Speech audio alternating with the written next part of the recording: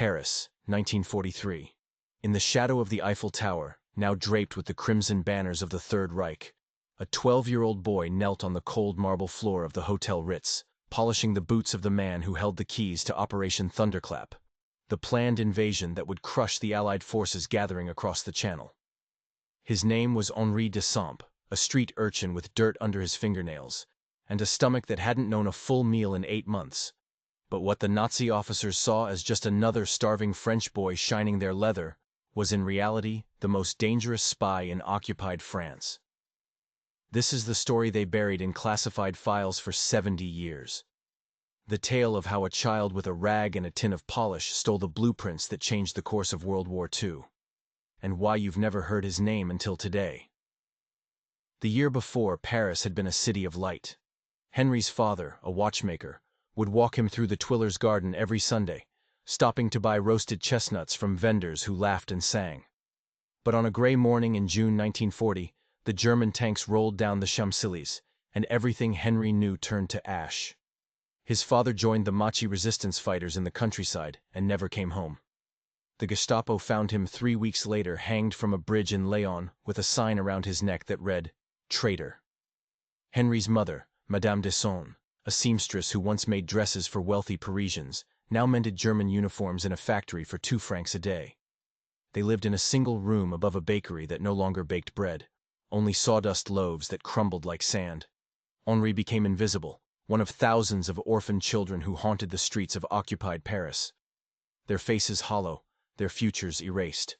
But Henry possessed something the Nazis couldn't see. He had his father's gift for observation, that same meticulous attention to detail that made a watchmaker successful. While other boys fought over crusts of bread in the alleyways, Henry studied patterns. He noticed which officers received the most salutes, which cars carried the most guards, which buildings had their lights burning past midnight. He memorized faces, ranks, the subtle differences between a colonel's uniform and a general's. And most importantly, he learned that powerful men never looked down at the boy polishing their boots. To them, he was furniture, a shadow, a ghost.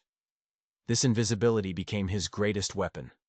When Jacques, a gaunt man with a scar across his left cheek and contacts in the French resistance, approached Henri outside the Gare station one frozen February morning, he didn't ask if the boy wanted to help. He simply said that France needed eyes in places where adults couldn't go, and that a dead father deserved to be avenged. The Hotel Ritz en Plan had become the headquarters of the German High Command in Paris. Its gilded halls, once filled with American tourists and French aristocrats, now echoed with the sharp click of jackboots and the harsh bark of German commands. Marshal Klaus Miller, the architect of the planned cross-channel invasion, had taken the entire 4th floor as his personal war room. He was a man of obsessive routines, a Prussian officer who believed that disorder was the enemy of victory. Every morning at precisely 7 hours, he would summon a shoeshine boy to his suite, and every morning without fail, Henri Demp would be that boy. The other children had learned to avoid the Ritz because the Nazi officers were cruel, prone to sudden violence, and paid poorly. But Henri volunteered for the job, even bribed the head porter with his mother's last silver spoon to guarantee the position. The resistance had given him a mission, and he would die before failing it. For 6 weeks, Henry knelt before Marshal Miller's desk, his small hands working the brush in rhythmic circles, while his eyes darted across every paper, every map, every document, left carelessly in view. The Marshal was a talker, the kind of man who thought aloud, who paced his office, dictating letters to secretaries while Henri worked below, invisible and forgotten. Henry learned that Operation Thunderclap was scheduled for May 15th. He learned that the invasion point was Kalala, not Normandy, despite Allied intelligence suggesting otherwise. He learned the exact number of Panzer divisions, the locations of coastal artillery, the radio frequencies of command posts. He memorized ship movements, supply routes, the names of collaborators in the French police who would help crush any resistance. All of this intelligence lived in Henri's mind, a 12-year-old human filing cabinet who couldn't read German, but could sketch every map he'd glimpsed with photographic precision. But memorization wasn't enough. Jacques needed proof, physical evidence that Allied command would believe. And that meant Henri would have to do the impossible. On the morning of April 9, 1943, Marshal Müller made his first and only mistake. He left his briefcase unlocked. Inside were a complete invasion plans, the master blueprint of Operation Thunderclap, 37 pages of typed German military doctrine that represented 18 months of strategic planning. Henry had perhaps 90 seconds while the Marshal visited the washroom. 90 seconds to decide if he was brave enough to become a thief, if his life was worth less than the thousands of Allied soldiers who would die if this invasion succeeded. His hands trembled as they reached for the leather case. His heart hammered so violently he thought the entire hotel could hear it. But in his mind, he saw his father swinging from that bridge in Laon, and his hands stopped shaking. Henry Dessau, son of a watchmaker, student of shadows, opened the briefcase and began to steal the most valuable military secrets in occupied Europe, one page at a time, while the man who could order his execution stood 15 feet away behind a closed door. The washroom door had a loose hinge that creaked when opened, a sound Hai had memorized over 6 weeks of morning visits. That creak was his alarm system, his only warning before death arrived. He worked with the desperate speed of a child who understood that hesitation meant execution. His small fingers sliding the first document from the briefcase and tucking it inside his threadbare shirt. The paper was cold against his skin. Official Wehrmacht letterhead with the eagle and swastika embossed at the top. Page 1, then page 2. The creak hadn't come yet, but Henry could hear water running in the pipes. The Marshal washing his hands with German efficiency, and efficiency meant speed. Page 3 slid into his shirt. Page 4. His hands moved like his father's had over watch gears, delicate and precise. But his breathing came in shallow gasps that he couldn't control. 5 pages 6. Then the water stopped, and Henry's world froze. He had perhaps 10 seconds before Marshal Müller returned. 10 seconds to close the briefcase, position himself back at the boot-shining station, and pray that his racing heartbeat wouldn't betray him. The door opened.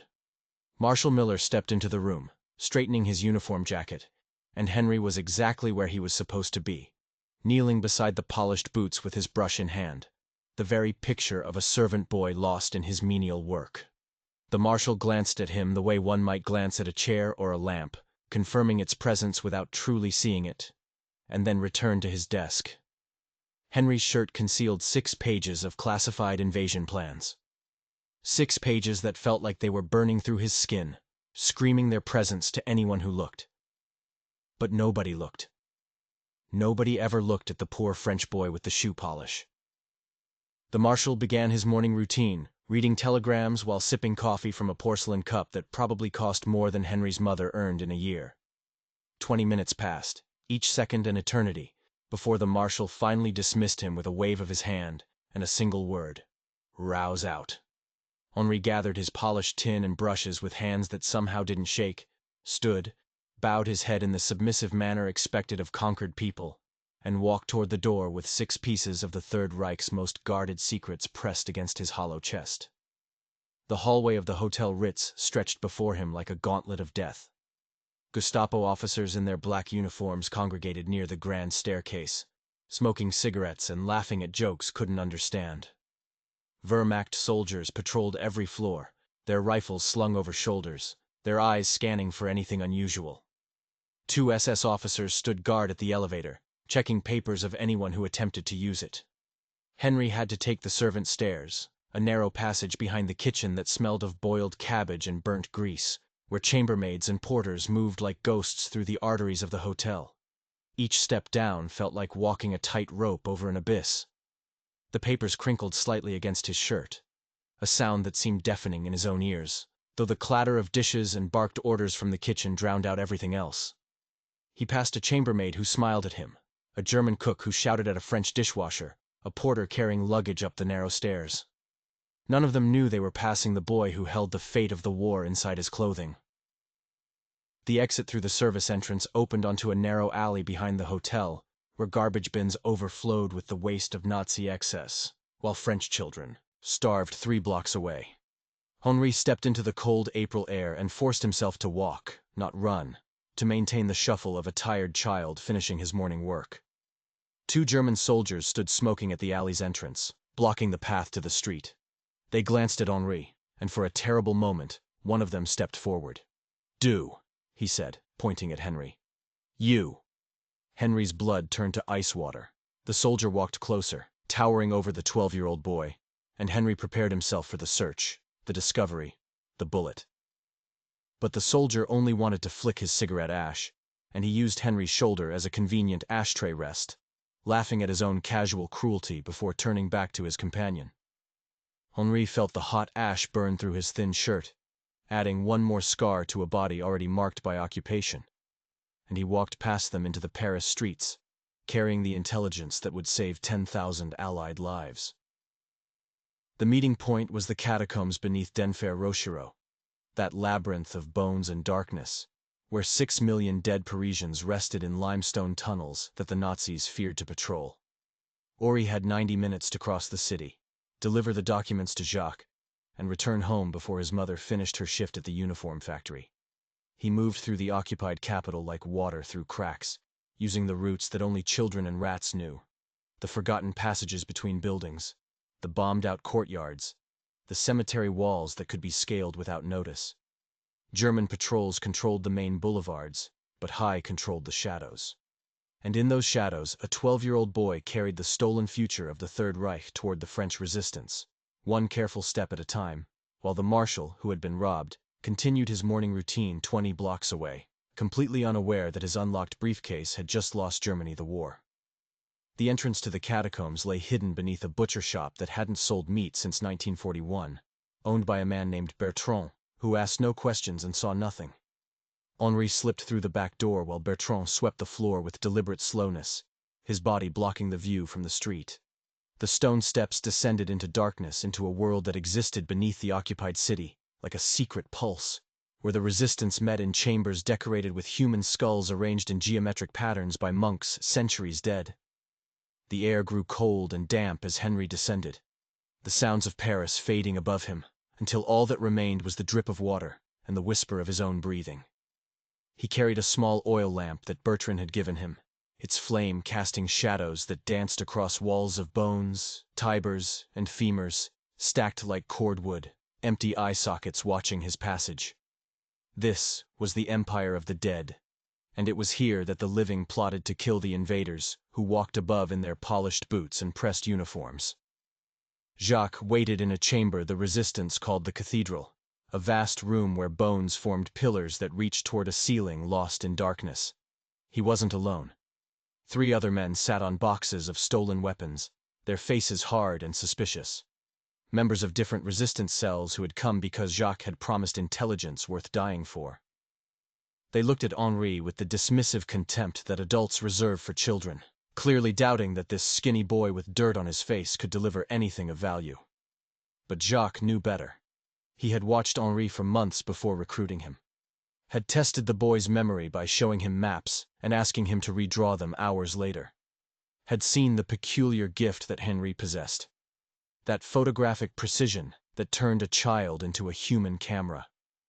When Henry pulled the 6 pages from inside his shirt and laid them on the makeshift table, the room fell silent. The papers were creased from body heat, slightly damp with the sweat of fear. But the German typeface was clear, the official seals unmistakable. These were genuine Wehrmacht documents, the kind of intelligence that resistance fighters died trying to obtain, delivered by a 12-year-old shoeshine boy. The oldest of the men, a former professor named Arno, who had lost his entire family to a Gestapo raid, put on reading glasses and bent over the documents with trembling hands. His German was fluent, and as he read, his face transformed from skepticism to shock to something approaching religious awe. Operation Thunderclap was real, scheduled for May 15th, targeting Kalala with 8 Panzer divisions and 240,000 troops. The documents detailed artillery placements, naval support coordinates, Luftwaffe bombing schedules, even the locations of ammunition depots and field hospitals. This wasn't just intelligence. This was the complete operational blueprint of the largest German offensive planned since the invasion of Poland. Arno looked up at Henri with tears streaming down his weathered face, and asked how a child had accomplished what trained spies had failed to do for 3 years. Henri simply said that Nazi officers never looked at their shoeshine boy. And in that moment, the men in the cathedral understood that invisibility was the most powerful disguise ever created. But 6 pages weren't enough. Jacques explained that Allied command, suspicious of planted intelligence and German deception operations, would need more proof before committing forces based on documents delivered by the French resistance. They needed photographs of troop movements, verification of the unit numbers, ideally the complete invasion plan rather than just these excerpted pages. The other 31 pages remained in Marshal Miller's briefcase, locked away each night in a safe that Henri had no ability to crack. Jacques asked if Henri could return tomorrow, could find another opportunity when the briefcase was left vulnerable, could risk his life one more time to steal what might be the most important military intelligence of the entire war. The three men stared at Henri, waiting for the child to refuse, to break down in tears, to finally show the fear that any rational person would feel. Instead, Henri asked what time they needed him back in the cathedral, and whether they could spare any bread for his mother, who hadn't eaten in 2 days because she kept giving Henri her rations. The reality of espionage settled over that chamber of bones like a shroud. Henri was 12 years old, small for his age, with a missing tooth and a persistent cough from malnutrition. He wasn't a trained operative with cyanide capsules and escape plans. He was a child who polished boots for scraps, who had already committed an act of treason that would see him tortured and executed if discovered, and who was now volunteering to do it again. Jacques gave Henri his own bread ration, a hard piece of black rye that would barely sustain a grown man, and told him to return to the Hotel Ritz the following morning, as if nothing had happened, to continue being invisible, to wait for another moment when the Marshal's guard dropped. The men watched Henri climb the stone steps back toward the world of sunlight and swastikas, carrying their hopes in his small frame, and Arno whispered a prayer to a god he no longer believed in, asking that this boy might survive what they were asking him to do. Henri returned to the single room above the bakery to find his mother asleep in the only chair they owned, her hands still stained with dye from the uniform factory, her face gray with exhaustion that went beyond mere physical fatigue. She had aged 10 years in the 3 since Henri's father died, her beauty consumed by grief and hunger, her body shrinking until she seemed barely more substantial than a shadow. Henri placed the bread Jack had given him on the table beside her, and didn't wake her, knowing she would insist he eat it instead, that she would lie and say she'd already eaten at the factory. This was the mathematics of occupation. A mother's love measured in rations foregone. A son's courage purchased with the memory of a father swinging from a bridge. Henri lay on the floor beneath a single thin blanket, and stared at the water-stained ceiling, trying to quiet the trembling that had finally caught up with him now that the immediate danger had passed. His hands shook uncontrollably, his teeth chattered despite the room not being particularly cold, and the image of Marshal Muller's face kept appearing in his mind with perfect clarity. Those cold blue eyes that could order death, with the same casual indifference one might use to order coffee. Sleep came in fragments, nightmares of discovery and torture chambers of Gestapo interrogators who knew his name and his mother's location. Henri woke 3 times before dawn, each time certain he heard Jack boots on the stairs, each time finding only silence and the sound of his mother's labored breathing. When the first gray light of morning filtered through their single cracked window, Henri rose and prepared for another day at the Hotel Ritz, with the mechanical precision of a soldier preparing for battle.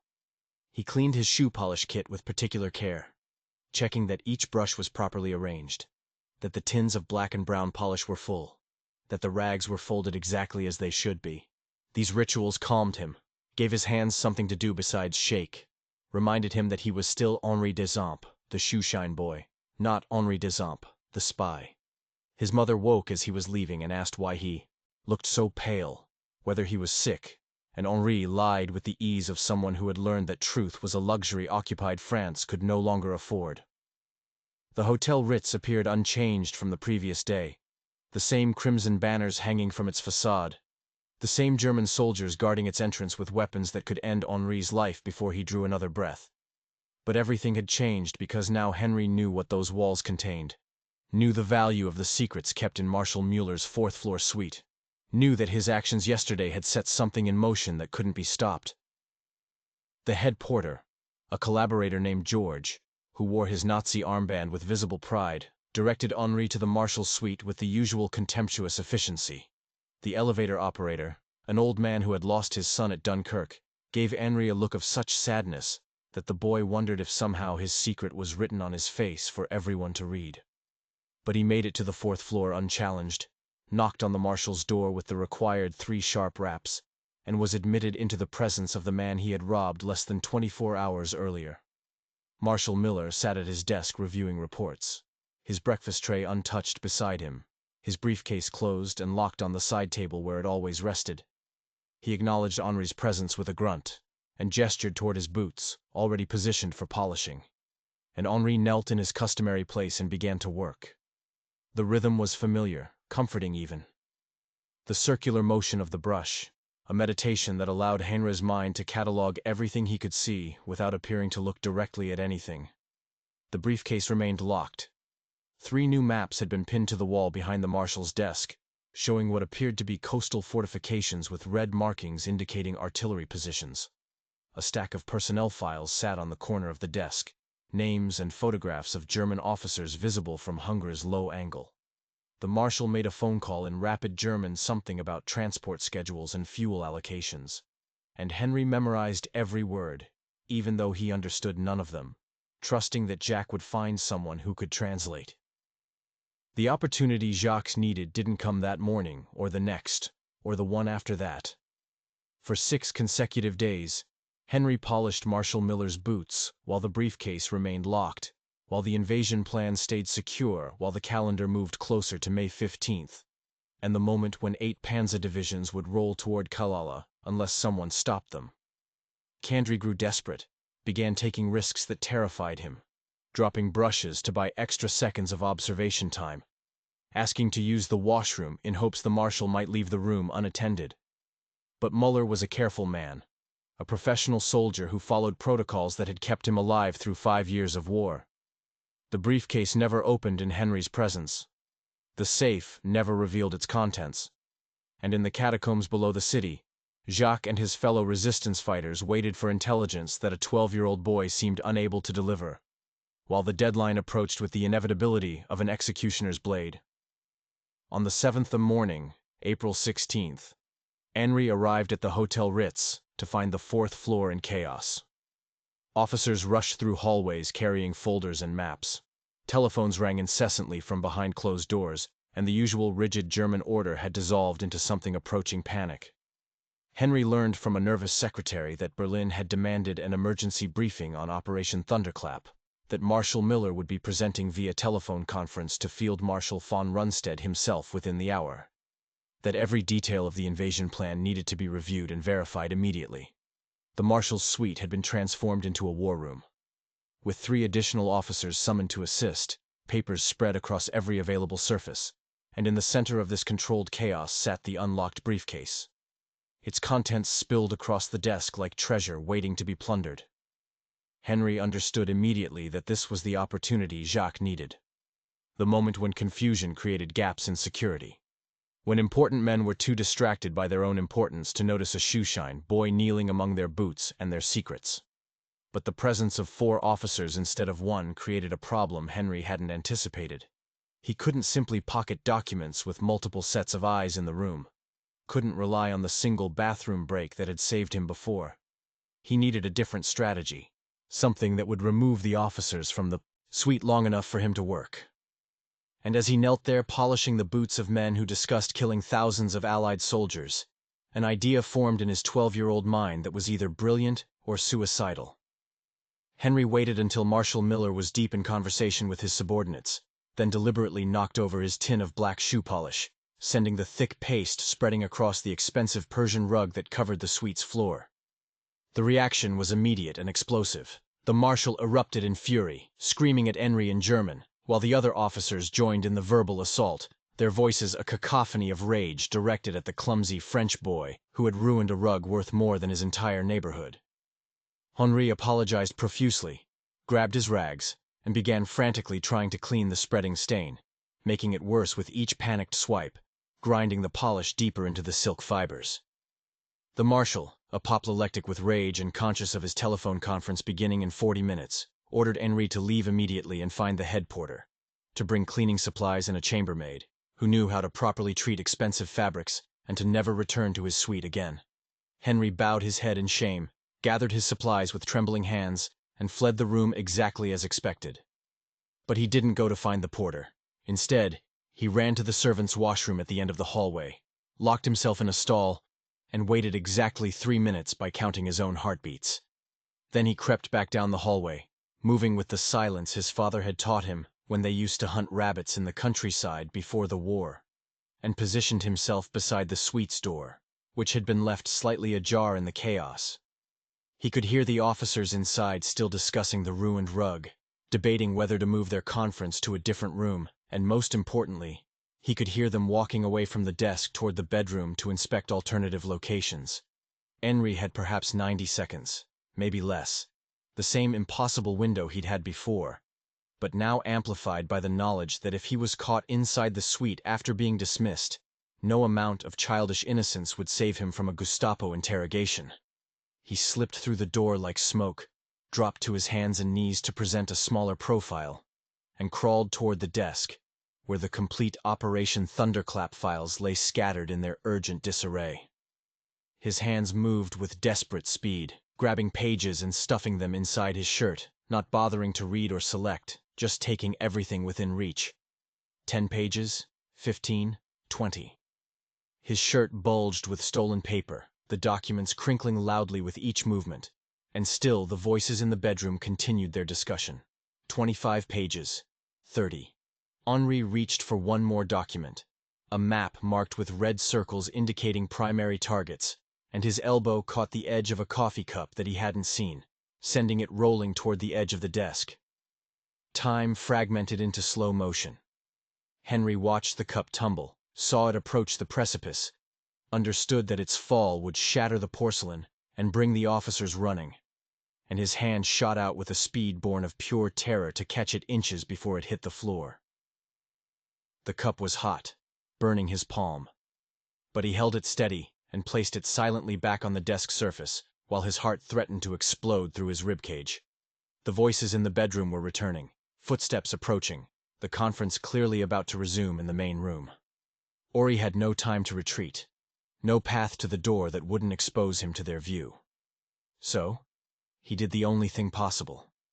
He dove beneath the desk, pulled his knees to his chest, made himself as small as a 12-year-old body could become, and pressed himself into the shadows, while 31 stolen pages of Nazi invasion plans crinkled against his skin. And 4 German officers walked back into the room, one of them pulling out the desk chair and sitting down within inches of Henry's hiding place, his polished boots still gleaming from Henry's earlier work. Posit. Ironed close enough to touch, Marshal Miller's boots remained motionless for what felt like an eternity, but was likely only seconds, close enough that Henry could smell the leather polish he had applied that morning, could see the perfect shine he had buffed into the black surface. Above him, the Marshal's voice spoke in clipped German, directing one of his subordinates to fetch additional maps from the filing cabinet across the room. Henry's lungs screamed for air, but he didn't dare breathe normally, limiting himself to tiny sips of oxygen through his nose, while his body pressed against the wooden panel of the desk's backside. The space beneath the desk was cramped, designed for legs, not for hiding children, and Henry's knee was already beginning to cramp from the unnatural angle. But movement meant sound, and sound meant discovery. And discovery meant his mother would find his body in some unmarked grave, or never find it at all. So he remained frozen, a statue of terror, while German officers discussed the destruction of Allied forces less than 3 feet above his head, completely unaware that the intelligence they were protecting was already inside the shirt of a boy beneath their feet. The telephone conference began with the harsh ring of a military line connecting to Berlin.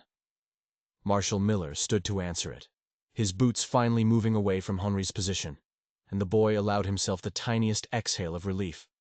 But the relief lasted only seconds because another officer, a colonel whose name Henry didn't know, took the Marshal's vacant chair and crossed his legs beneath the desk, his boot coming to rest against Henry's shoulder with enough pressure that the boy had to bite his tongue to keep from crying out.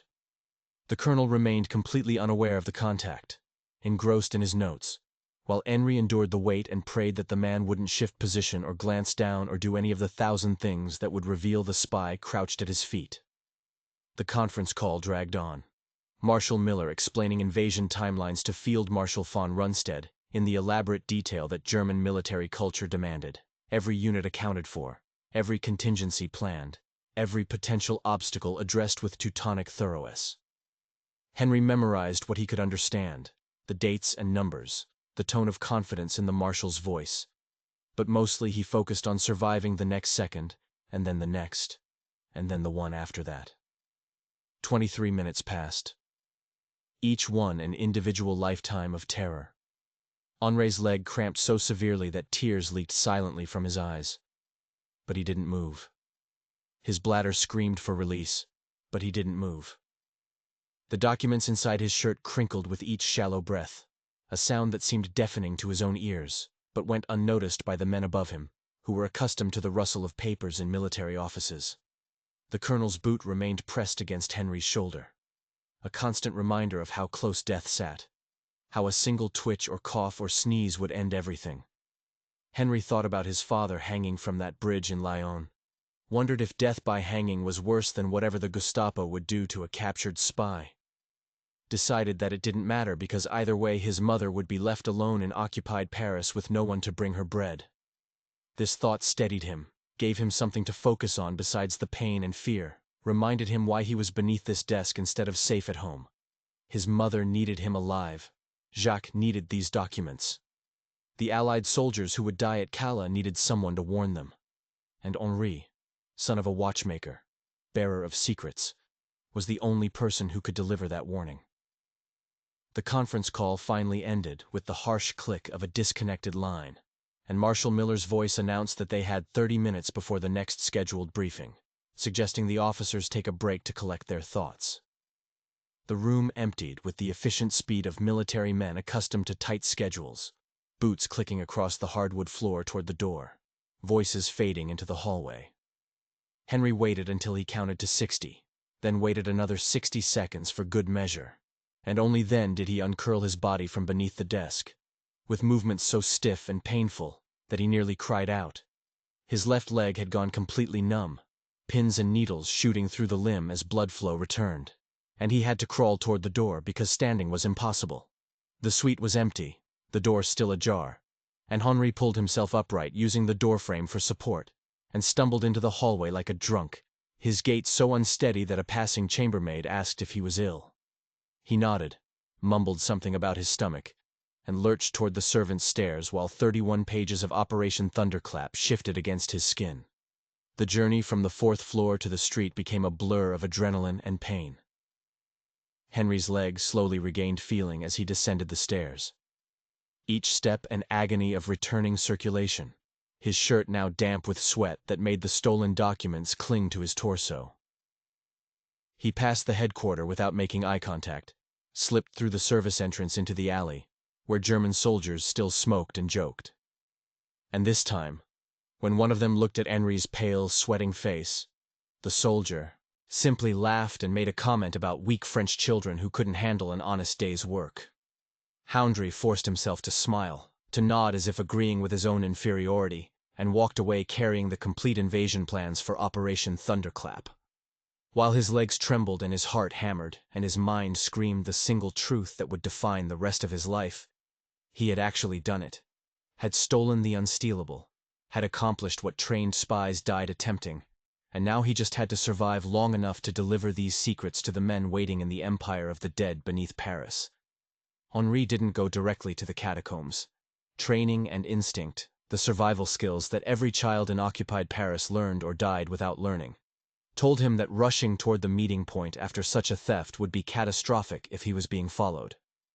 So instead, he walked to the Luxembourg Gardens, now patrolled by Wehrmacht soldiers, but still accessible to the public during daylight hours, and sat on a bench near the fountain where his father used to buy him sailboats before the war. He fed imaginary crumbs to the pigeons, played the role of a bored child wasting time, and watched with peripheral vision for anyone showing unusual interest in a 12-year-old boy. 20 minutes passed. The German soldiers patrolling the gardens changed shifts. A Gestapo officer in civilian clothes walked past twice, his eyes scanning the sparse crowd, but his gaze passed over Henri without pausing. No cars followed Henri into the park. No plainclothes agents materialized from the Trianon. The theft remained undiscovered, at least for now, which meant Henry had perhaps an hour before Marshal Miller returned to his suite. Perhaps 2 hours before someone noticed that 31 pages were missing from the Operation Thunderclap files. Perhaps 3 hours before every German soldier in Paris received Henry's description and orders to shoot on sight. The route to Denfert-Rochereau took Henry through the heart of occupied Paris, past checkpoints where Wehrmacht soldiers inspected papers and questioned anyone who looked suspicious. Henri avoided these checkpoints, using the network of back alleys and forgotten passages that belonged to the children and the rats, the hidden city that existed in the gaps between German control. He climbed over a cemetery wall, crawled through a bombed-out apartment building that the Nazis hadn't bothered to guard, emerged in a courtyard where old women hung laundry and pretended not to see him. One of them, a grandmother whose son had died at Verdun in the previous war, pressed a wrinkled apple into Harry's hand without a word, her eyes full of a knowledge that terrified him because it meant his mission was somehow visible, that people could read his purpose in his face. He ate the apple while walking, forcing himself to chew slowly to maintain the appearance of normalcy, even as the stolen document scratched against his skin with every step. The streets of Paris moved around him in their occupied rhythm, collaborators walking beside resistors, French police directing traffic for German convoys, the machinery of conquest functioning with the terrible efficiency that occupations require. The butcher shop above the catacombs entrance appeared closed, its windows dark, but Henry knew that Bertrand would be inside waiting. He approached from the side street, checked once more for surveillance, and slipped through the unlocked back door into the familiar darkness. Bertrand was there as expected, but his face carried an expression Henry had never seen before, something between triumph and terror, and he grabbed Henry's shoulders with hands that shook. The resistance had received word through their network that something major had happened at the Hotel Ritz, that German officers were in emergency meetings, that communications with Berlin had increased dramatically in the past 2 hours. Bertrand didn't know what Henri had done, but he knew it was significant enough to rattle the Nazi command structure, and he told the boy to run, to descend into the catacombs immediately because Jacques was waiting with representatives from Allied intelligence who had been smuggled into Paris specifically to verify whatever Henri was bringing them. The stolen documents had become more than just resistance intelligence. They had become the focus of an international operation, and Henri held the success or failure of that operation inside his sweat-stained shirt. The descent into the catacombs felt different this time. Heavier somehow, as if the weight of 6 million dead Parisians pressed down on Henry's shoulders with the same intensity as the living world's expectations. His oil lamp cast dancing shadows across walls of skulls, their empty sockets watching. His passage, with the indifference of those beyond caring about wars or invasions or the fate of nations. Water dripped somewhere in the darkness, marking time with geological patience, reminding Henri that these tunnels had existed long before the Nazis came and would exist long after they were gone. The cathedral chamber appeared ahead, its bone pillars visible in the lamplight, and Henry saw that Jack wasn't alone. 7 men occupied the space, 3 of them wearing clothes too clean and too well fitted to belong to French resistance fighters. These were the Allied intelligence operatives, British or American, or both. Professionals who dealt in secrets and who would determine whether a 12-year-old shoeshine boy was telling the truth or participating in an elaborate German deception.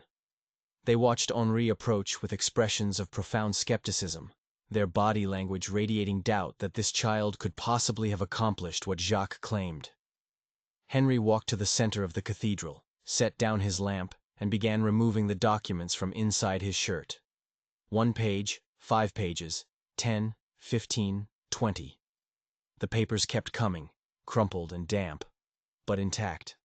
German typeface clear under the lamplight. Official seals and signatures visible on every sheet. 31 pages total. The complete Operation Thunderclap invasion plan laid out on a makeshift table constructed from ammunition boxes and covered with a map of France. The skepticism on the Allied operatives' faces transformed into shock, then awe, then something approaching reverence as they realized what they were seeing. One of them, a British officer with a pronounced limp, picked up a page with trembling hands and held it close to his face, verifying the paper quality, the typeface, the official markings that would be impossible for the resistance to forge. He looked at Henri with tears streaming down his weathered cheeks and said in accented French that this intelligence would save thousands of lives, that the boy standing before him had just changed the course of the war, and that England would be forever in his debt. Henri didn't understand the full weight of those words, didn't comprehend the strategic implications of what he'd stolen, knew only that his father would have been proud, and that thought alone made every second of terror beneath Marshal Muller's desk worthwhile. The British officer, who introduced himself only as Major Williams, spread the 31 pages across the table, with the careful attention of a surgeon handling vital organs. He was joined by an American operative, a younger man with cold eyes who spoke minimal French, but whose German was apparently fluent, and together they began the painstaking process of verifying every detail, while Henry stood to the side, suddenly feeling very young and very small in the presence of these professionals. Jacques brought free water and a piece of cheese that tasted like heaven after days of near starvation, and whispered that the boy should rest, that his work was done. But Henry refused to leave until he knew whether the intelligence was valuable. He had risked everything for these papers, had left his mother alone in occupied Paris, had stolen from a Nazi marshal who would hunt him to the ends of the earth once the theft was discovered. He needed to know that the risk had meant something, that his terror beneath that desk had purchased something more valuable than his own life. The verification process took 2 hours, during which the Allied operatives cross-referenced the stolen documents against intelligence they had already gathered, checking unit numbers against known German divisions, comparing invasion timelines with observed troop movements, validating the authenticity of signatures and seals. Major Williams pulled out a small camera, a piece of technology Henry had never seen before, and began photographing each page with methodical precision. The flash powder illuminating the cathedral in brief explosions of light that made the skulls seem to dance. The American operative asked Henri questions through Jacques as translator, detailed questions about Marshal Miller's behavior, about security procedures at the Hotel Ritz, about whether Henri had seen anything that suggested the documents might be intentional bait for a deception operation. Henri answered everything truthfully, describing the emergency telephone conference, the chaos of the spilled polish, the Marshal's genuine fury at the ruined rug. These details convinced the operatives more than the documents themselves, because they revealed a pattern of authentic German behavior, rather than staged theater designed to mislead Allied intelligence. Finally, Major Williams straightened from his work and delivered his verdict. The documents were genuine, representing the most comprehensive intelligence breakthrough of the European theater, confirming that Operation Thunderclap was real and targeted Kalala for May 15th with overwhelming force. But more importantly, the documents revealed something the Allies had only suspected. The invasion of Kalala was a diversion, a massive feint designed to draw Allied forces north while the real German strategic objective lay elsewhere. A two-pronged assault that would collapse the entire defensive line. The 31 pages contain not just one invasion plan, but the framework for Germany's complete strategy to push the Allies back into the sea. And with this knowledge, Allied command could now reposition forces, reinforce actual target zones, and turn the German plan against itself. Major Williams told Henry that he was looking at a child who had potentially saved the liberation of France, who had handed the Allies a roadmap to German thinking at the highest levels, and who would never receive public recognition for what he had done, because secrecy was the price of survival. The weight of those words settled over Henri like a physical thing, crushing and elevating him simultaneously. He had imagined his theft as a single act of resistance, a son avenging his father, a boy helping his country. He hadn't conceived of it as altering the strategic calculus of entire armies, of affecting the fates of hundreds of thousands of soldiers he would never meet. The responsibility was too large for a 12-year-old mind to fully process. So Henri focused instead on the practical question that terrified him most. What happened now? Jacques explained that Henri could never return to the Hotel Ritz, that his absence would eventually be connected to the missing documents, that Marshal Miller would tear Paris apart looking for whoever had betrayed him. The resistance would hide Henri and his mother, smuggle them out of the city if necessary, relocate them to the countryside where German scrutiny was less intense. Henri would have to disappear, abandon the only life he had ever known, become a ghost in his own country. But the alternative was a Gestapo interrogation cell, and everyone in that chamber of bones understood exactly what that meant.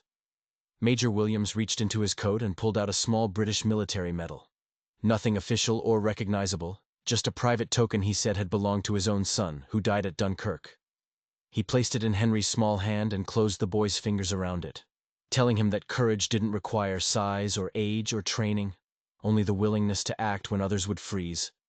The American operative added a handful of francs, real currency, not the worthless occupation money, enough to feed Henri's mother for a month if spent carefully. Jacques embraced Henri with a fierceness that spoke of pride and sorrow, knowing that this child had accomplished what grown men had failed to do, but at a cost that would mark him forever. And Henri stood in the cathedral surrounded by the bones of 6 million dead Parisians and the living men who fought to free France, holding a British medal and French francs, and the knowledge that he had just stolen the future from the Third Reich, and wondered if his father could see him from whatever place the dead went, if somehow the man hanging from that bridge in Leonore knew that his son had become the spy he himself had tried to be.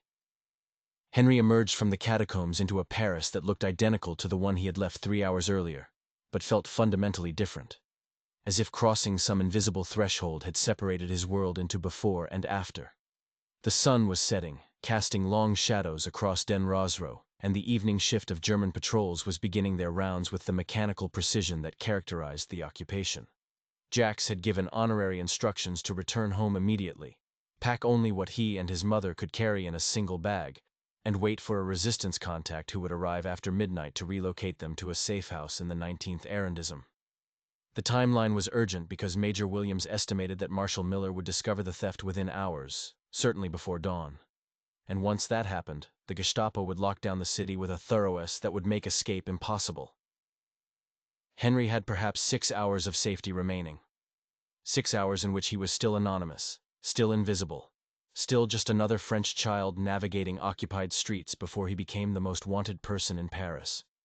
The walk home took Henri past checkpoints he had crossed 1,000 times. Soldiers who had seen his face so often, they no longer really looked at him. Collaborator police, who knew him as the shoeshine boy from the Ritz. But now every glance felt weighted with suspicion. Every uniform seemed to be searching specifically for him. Every vehicle that slowed near the sidewalk carried Gestapo agents preparing to grab him. Paranoia was both irrational and completely justified. The logical response to having committed an act of espionage that would result in torture and execution if discovered. Henry forced himself to maintain his usual shuffle, the defeated posture of occupied youth, even as his mind screamed at him to run. He passed a German soldier sharing chocolate with French children, a scene of false benevolence designed to pacify the conquered population, and Henry wondered how many of those children would die when Operation Thunderclap was defeated because of intelligence he had provided. The moral mathematics of war were too complex for him to calculate. The relationship between individual lives and strategic outcomes beyond his understanding. So he simply kept walking toward the room above the bakery where his mother waited, unaware that her son had just destroyed any possibility of them living normal lives ever again. Madame Descentes was at the table mending a German officer's coat when Henry arrived, her needle moving with the automatic precision of someone who had sewn the same stitches 10,000 times. She looked up at her son's entrance and immediately knew something was catastrophically wrong. The way mothers can read disaster in the set of a child's shoulders, or the pallor of their skin. Henry told her everything. The words tumbling out in a desperate rush because keeping secrets from his mother felt more impossible than stealing from Nazis. He described the theft, the documents, the Allied operatives, the need to flee before morning, and watched his mother's face cycle through disbelief and terror and pride and resignation. She didn't ask if he was certain, didn't question whether the resistance was exaggerating the danger, didn't suggest that maybe they could talk to the authorities and explain. She simply stood, walked to the corner where they kept their few possessions, and began packing with the efficiency of someone who had always known this moment would come.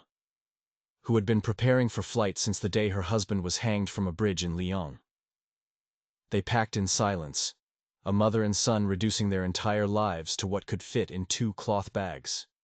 Photographs of Henry's father, his watchmaking tools that Madame Descentes had hidden from German requisition officers, a few pieces of clothing, the British medal Major Williams had given Henry, the francs from the American operative, a silver crucifix that had belonged to Henry's grandmother. Everything else, the furniture they didn't own, the apartment they didn't control, the life they had constructed in occupied Paris, was abandoned without ceremony because attachment to things was a luxury they could no longer afford. Madame de Saint held her son's face in her work-roughened hands and told him that his father would have been impossibly proud, that what Ori had done was braver than anything she had ever witnessed, and that no matter what happened next, he should never regret choosing resistance over collaboration. She said this with tears streaming down her face, and Henry understood that his mother was not crying for what they were losing, but for what he had already lost, the childhood that ended the moment he crawled beneath Marshal Miller's desk and became a spy instead of a boy. Midnight arrived with agonizing slowness, each hour stretching into subjective days as Henri and his mother sat in darkness, waiting for the knock that would signal either salvation or capture.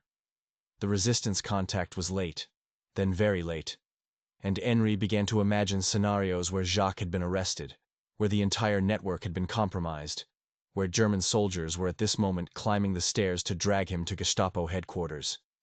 But at 1 in the morning, a soft, triple knock sounded at the door, the signal Jacques had specified, and Henri opened it to find a woman he had never seen before, middle-aged and unremarkable, the kind of face that disappeared in crowds. She spoke only 4 words. "It's time to go. It's an Henri Deschamps." 12 shoeshine boy, turned spy took his mother's hand and walked out of the only home he had ever known, carrying 2 cloth bags, and the knowledge that 31 stolen pages had just made him the most dangerous child in occupied France, hunted by an empire that would never stop looking until he was found. The story of what happened next remained classified in British and American intelligence archives until 2013, 70 years after Henri Deschamps crawled beneath a Nazi marshal's desk and changed the course of World War II.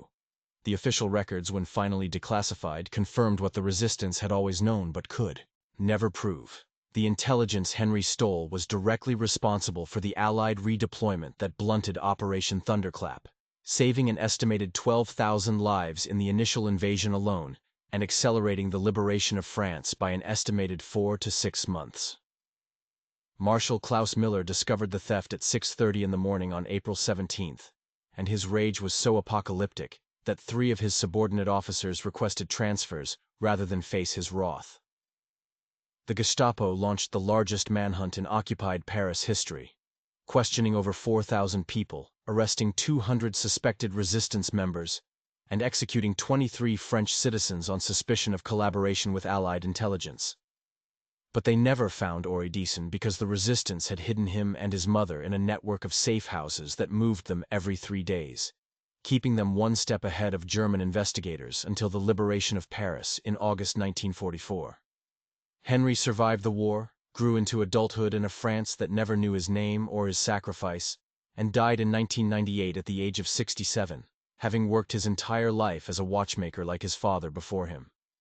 He never sought recognition, never told his story to journalists or historians, never claimed the medals that Allied governments would have awarded if they had known where to find him. The only person he ever told the complete truth to was his own daughter on her 12th birthday, when he gave her the British medal Major Williams had pressed into his hand in the catacombs, and explained that courage was not the absence of fear, but the decision to act despite it. His daughter donated that medal to the French Resistance Museum after his death, along with a handwritten account of his father's story. And it was this donation that triggered the declassification process in Britain and America, forcing military historians to acknowledge that one of the most significant intelligence breakthroughs of the European theater had been accomplished not by trained operatives, but by a starving child with a shoe-polish K. It an extraordinary gift for invisibility. What strikes me most about Henry's story, and what I think we need to understand, as we close this chapter of forgotten history, is the moral weight he carried for the rest of his life. He was 12 years old when he stole those documents. Old enough to understand the risks, but too young to fully comprehend the consequences of success. The 12,000 soldiers whose lives were saved by his intelligence never knew they owed their survival to a French shoeshine boy. The families who got their fathers and sons and brothers back from the war never had anyone to thank. Henry lived with the knowledge that he had killed people because that's what intelligence does in wartime. It redistributes death from one group to another. And some of the German soldiers who died when Operation Thunderclap failed were probably decent men who hated the Nazis as much as Henry did.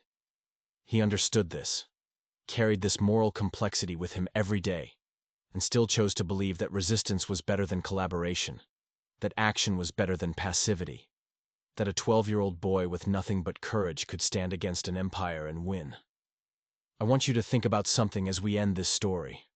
Right now, in your own life, there are probably moments where you feel powerless, where the problems seem too big, and you seem too small to make any difference. You look at injustice or cruelty or corruption, and you think, what can one person do? Henri Deschamps answered that question beneath a Nazi marshal's desk in occupied Paris. One person, even a child, even someone with no power or resources or training, can change the world if they're willing to act when everyone else freezes. The Nazis had tanks and armies and the industrial might of Germany behind them. Henri had a tin of shoe polish and the willingness to risk everything. And Henri won. Not because he was special or gifted or destined for greatness, but because he made a choice that most people, including most adults, would have been too terrified to make. He saw an opportunity, and he took it, knowing it would probably kill him. And that decision rippled forward through time to save thousands of lives and alter the trajectory of the war. So, here's my question for you, the one I want you to sit with after this video ends. What would you have done in Henry's place? Would you have reached for that briefcase, knowing that discovery meant torture and death? Would you have crawled beneath that desk while German officers sat inches away? Would you have sacrificed your childhood, your safety, your entire future for people you would never meet and who would never know your name? I'm not asking this to judge you because honestly, I don't know what I would have done either. I'm asking because Henry's story forces us to confront what we're capable of when history demands more than we think we can give. And I'm asking because right now today there are probably opportunities for courage in your own life that you're not seeing. Chances to stand against something wrong or fight for something right that seem too scary or too costly or too impossible. Henry teaches us that impossible is just another word for nobody's tried hard enough yet. He was 12 years old, starving, powerless, and alone. And he stole the future from the Third Reich. Remember his name. Remember what he did. And remember that the next time you think you're too small to make a difference because history proved otherwise in the Cathedral of Bones beneath occupied Paris, where a boy became a legend that the world forgot until now.